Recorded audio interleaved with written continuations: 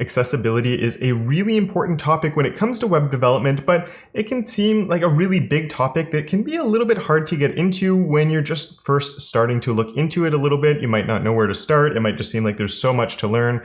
And it's one of those things that I'm not an expert on either, and I get a lot of questions about it. So I thought I would ask an expert about accessibility and how we can get started with accessibility and not just be overwhelmed by it all, and sort of the first steps we can take into getting into it and understanding just a little bit more about why it's important and, as I said, how we can dive into it. So this is an interview I did with Ashlee Boyer over on Twitch a little while ago.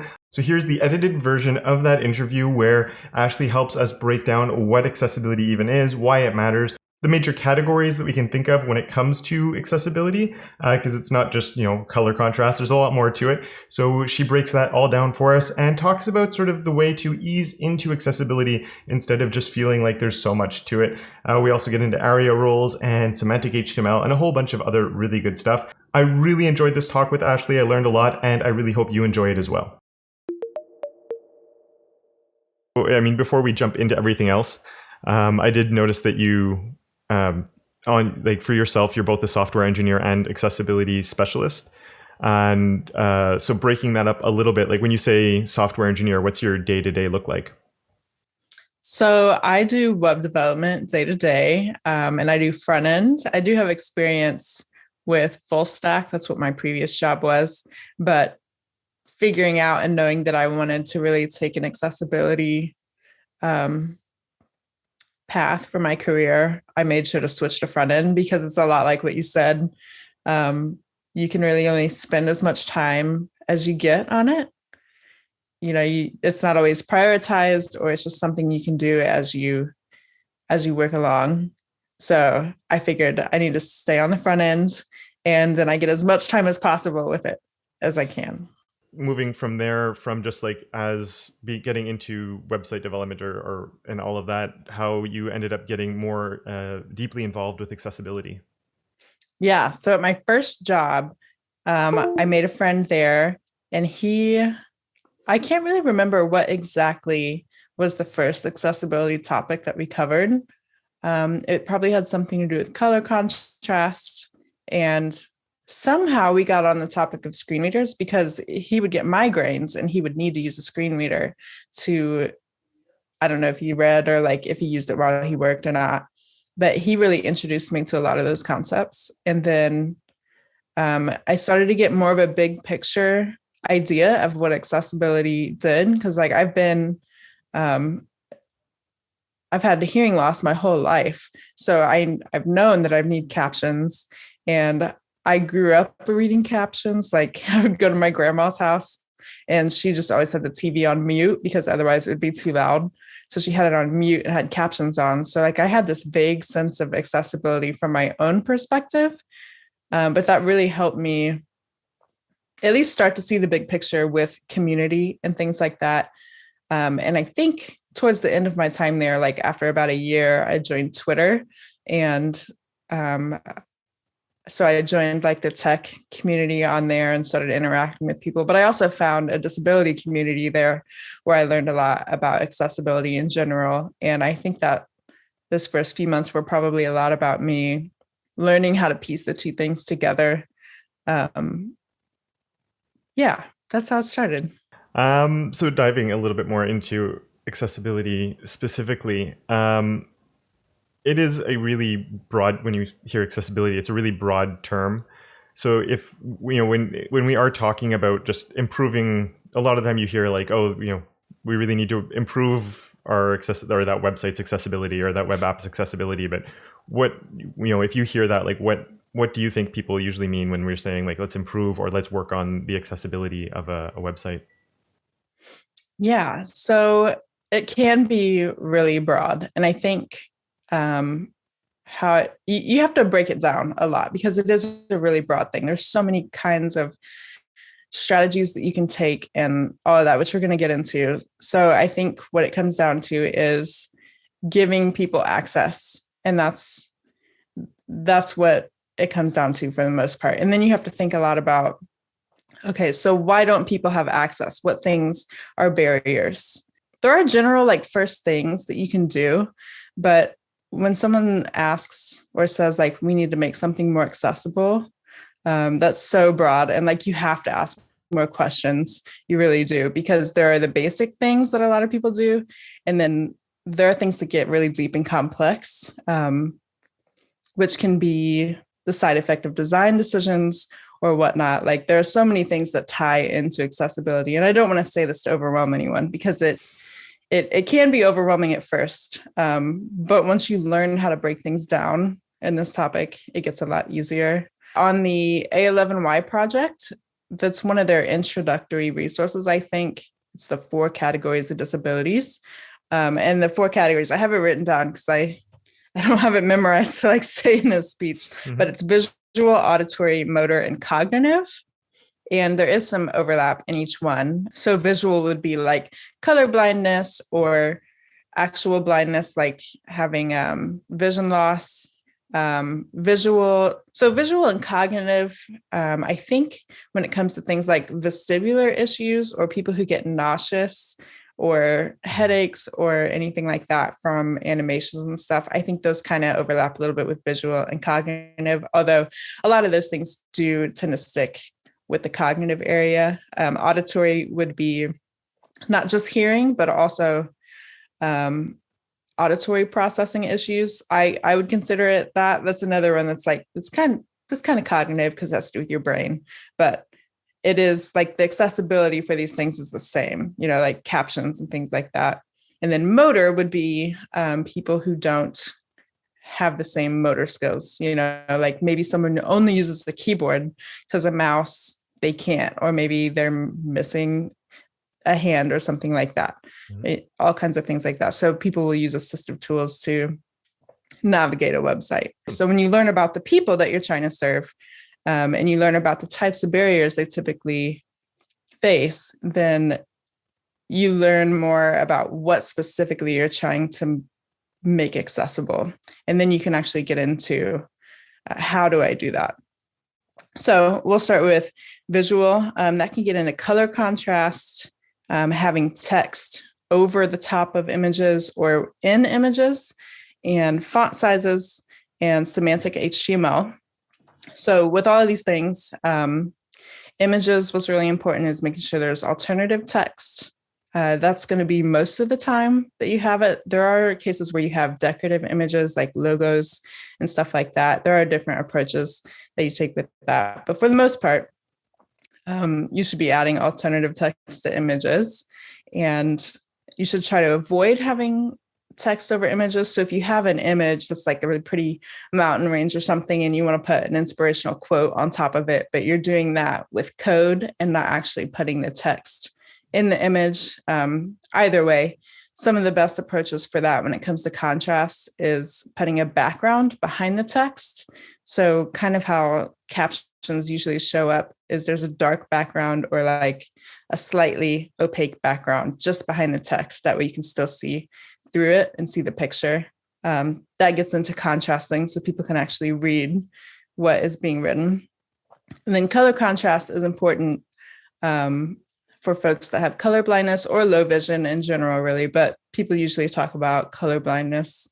And another thing that gets into is making sure that you don't base different parts of the app on just color. So you either want to also use text, or you want to use icons, or both. Both is fine too.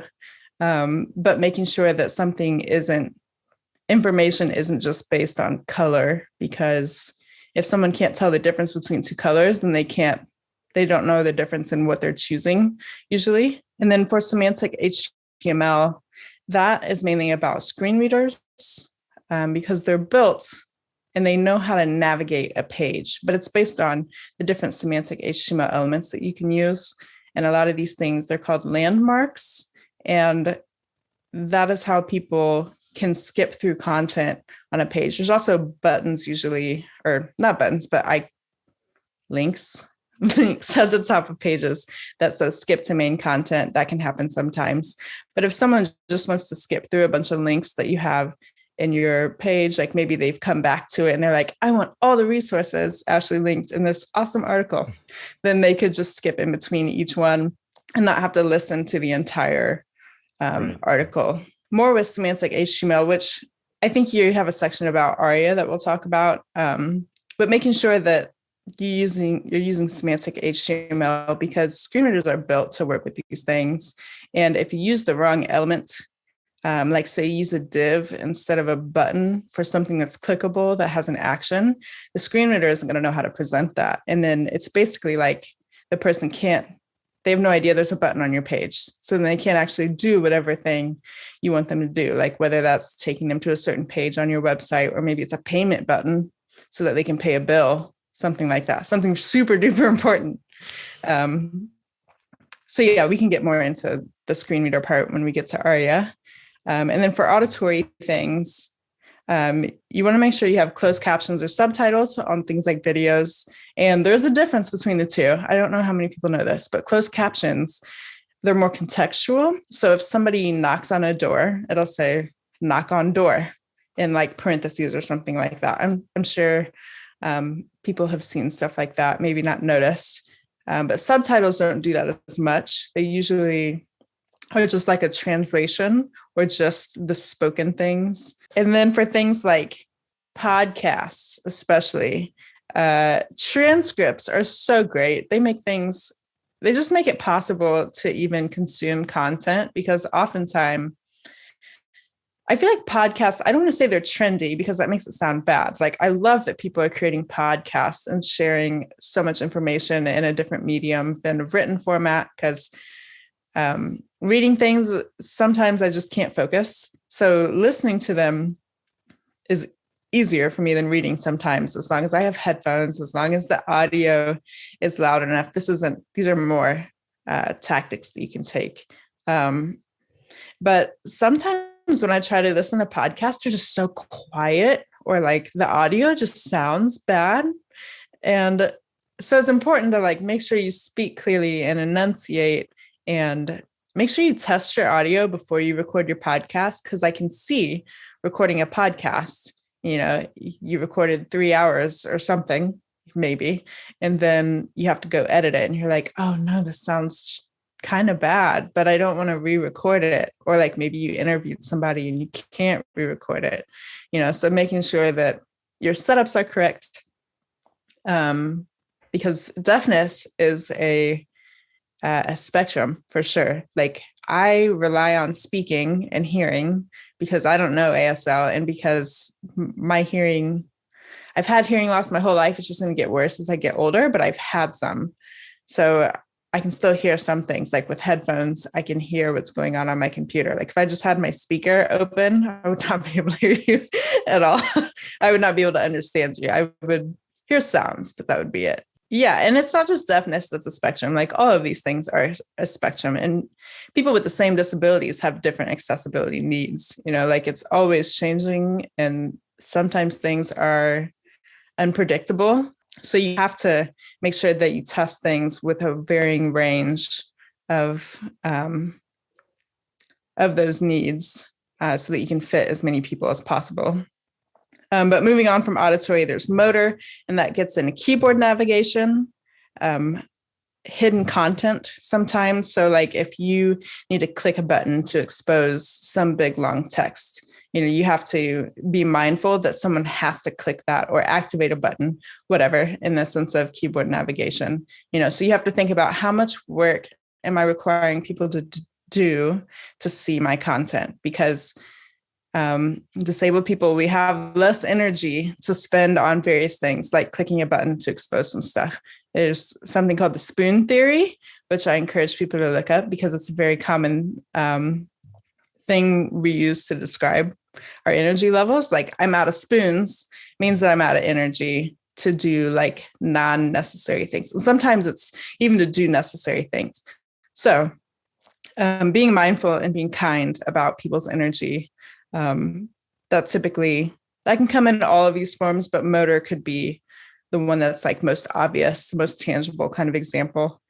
And then you get into things like touch target. So like the size of your buttons. If you have a 12 pixel icon, and that's the only amount of space that you can use to click, some people, they can be shaky. Like if somebody has Parkinson's, or maybe somebody just doesn't have good hand-eye coordination. If they miss that button 7 times, they're not going to want to click that button. So, making it easier to do things like that by having bigger touch targets and making sure that your touch targets don't overlap, which in web development would be like adding padding to a button to make it bigger in a sense. And then timed actions. So sometimes it takes people longer to do something, whether that's with reading and understanding what something said, or moving a mouse to a certain area of the page to click something, or how long it takes them to type. Maybe they type with one finger. I can type super fast because this is what I do for a living, and I have all 10 fingers, and this is just what I do. So trying not to have timed actions. I know in some cases it can be important, but making sure that time, if you have to have it, that it's not too restrictive and not going to exclude people from doing some action. And that's just the motor things.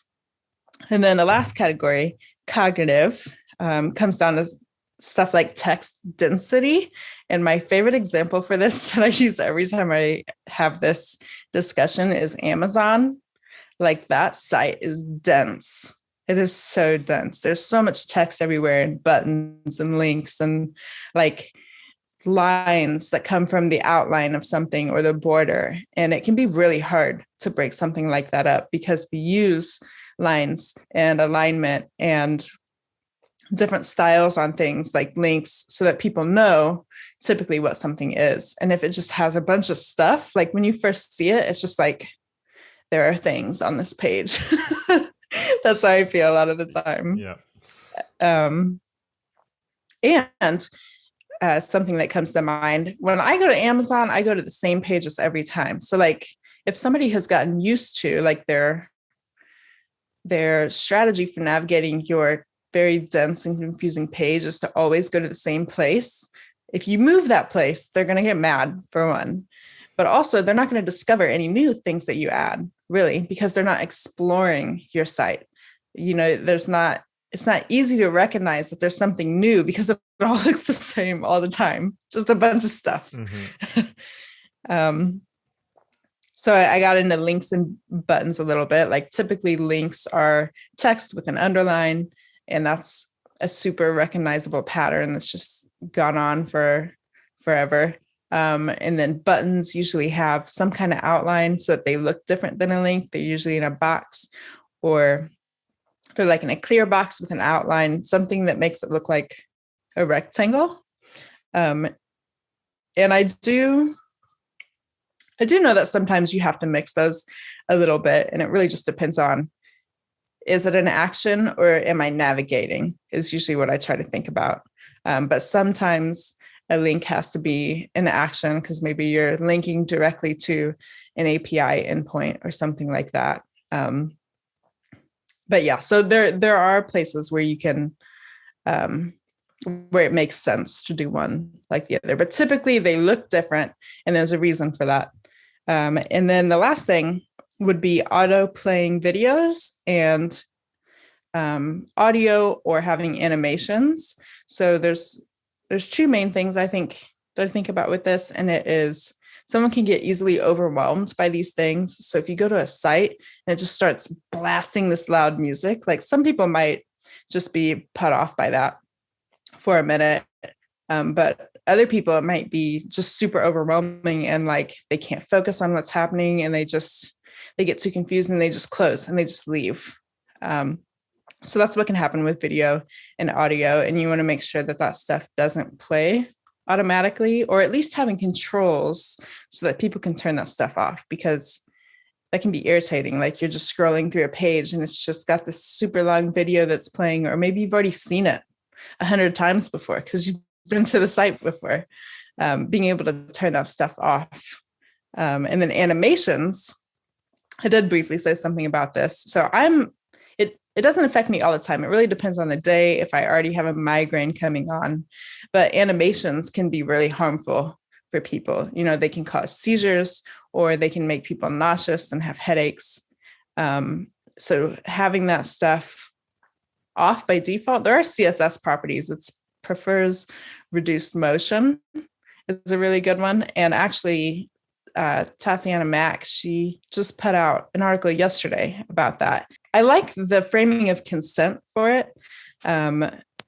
Only turn stuff like this on for people that explicitly want it. And that gets into like browser compatibility and things like that. It is a fantastic article. It's on my Twitter page, I think pretty recently. But that covers the general strategies, and it sounds like a lot. But once you get used to thinking about it, it's one of those things. Once you get used to thinking about it, it becomes more and more natural. It just takes practice.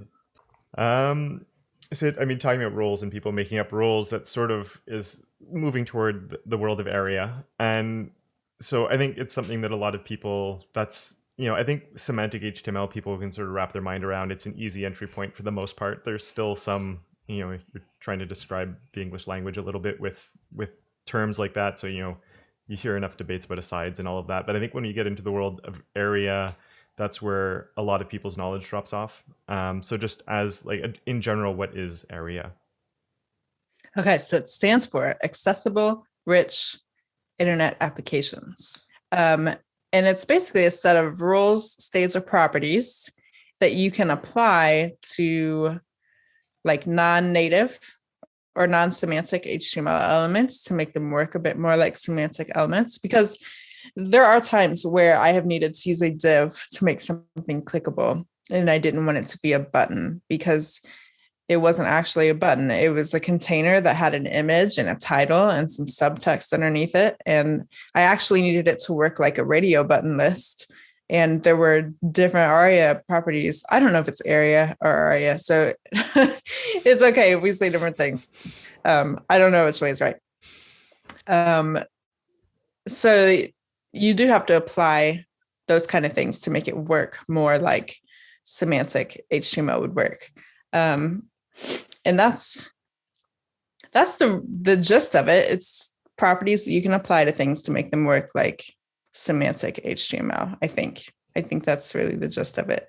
And it's probably one of my favorite resources like ever is the ARIA authoring practices. This is one of my favorite pages on the entire internet. I just love it. It's so full of information.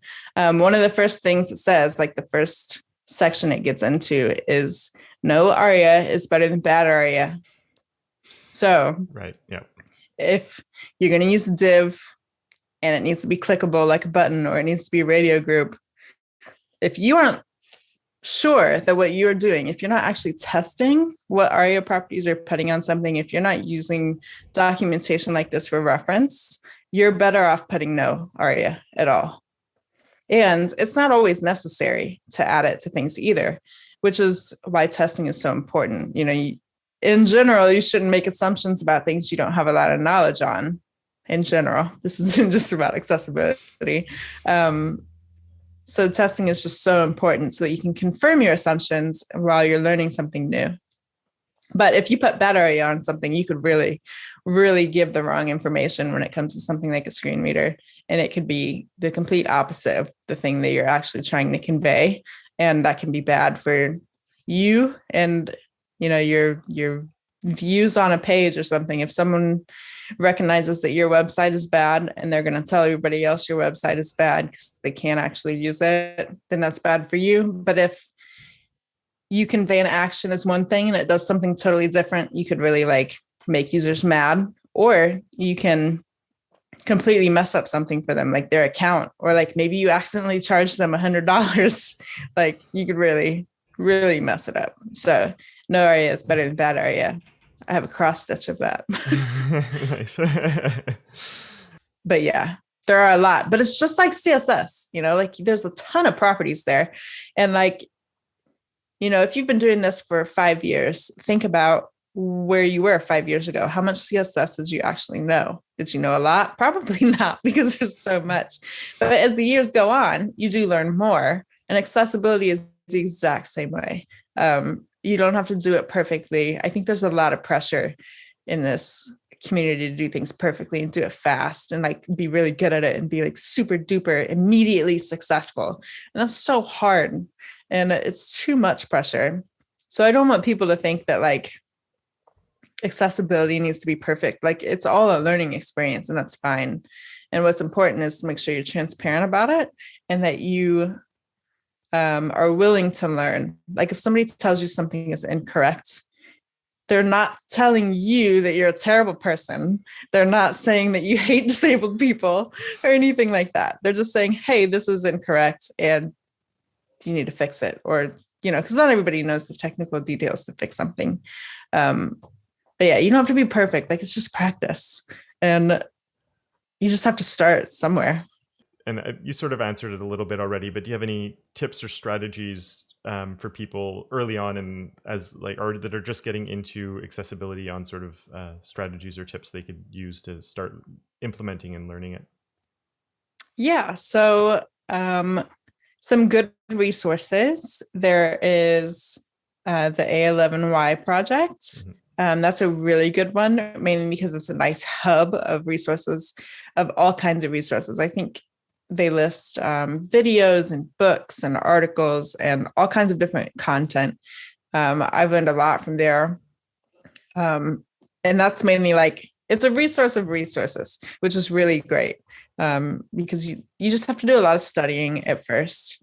And then I think the basic things that you can learn that will just serve you better as you go on are things like semantic HTML. So making sure you learn those first, because a lot of the times that's what you want to go with when you build something. That way you don't have to add any extra things. Like it's usually just faster and less load to just use semantic HTML things, especially when it comes to focus management, when it comes to stuff like keyboard navigation and all of that stuff. Like the browser handles a ton of things for you as long as you use the native stuff that they have. Color contrast is a really easy one. And I think along with colors, picking a minimal set of colors and making sure that people can't change colors on their own, or like all the color choices that they can make. You want to make sure that stuff stays pretty simplified. Alt text on images. These are the easy ones. And, the density of text. These are all things that happen like initially at the beginning of a project, or like the complexity of text. If you're using super long words for something, like maybe just simplify it, use easier words, like you don't have to sound clever all the time. Like using easier words, like not everybody even knows what these words mean. It's not even just about like cognitive disabilities or whatnot, like just keeping things as simple as possible. And that doesn't mean, other people have talked about this and gotten into it. Like the A11Y project, this was designed by Tatiana Mack. It's a good example of something that can still be really beautiful and interesting while being accessible. Accessibility doesn't mean like gray and ugly. You can still make really beautiful things that are accessible. We have a prefers color scheme now. Like, is there an accessibility something or surrounding that where having that as an option is considered like a positive, or is it just more user preference when it comes to light modes and dark modes?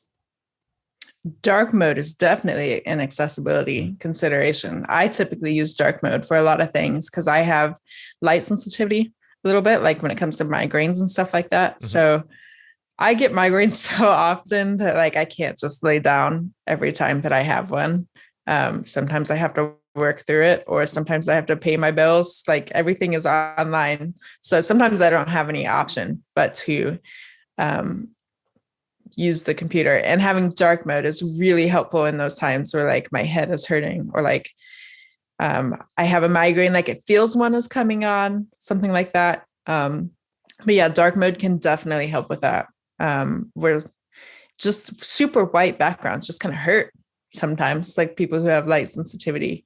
And I just want to say a really big thank you to Ashlee for coming on and giving us her time to teach us about accessibility. I really hope that you learned a few things as we went through that. And I'd also like to know if you'd like to see more content on accessibility, what you'd like to see me covering, whether it's any of the specific topics that Ashlee brought up during the interview, or if there's other things as well that weren't mentioned that you'd like more information on. Please let me know and I'll try and make some content around that, because accessibility is something that I want to try breaking into my channel more and more, whether that's integrating it into videos or making dedicated videos like this one as well. And with that, a really big thank you once again to Ashlee for her time and coming in and helping us out learning about accessibility. Another thank you goes out to both Zach and Randy, who are my supporters of Awesome over on Patreon, as well as another thank you to all my other patrons for their monthly support. You guys are the absolute best. Thank you all so very much. And of course, until next time, don't forget to make your corner of the internet just a little bit more awesome.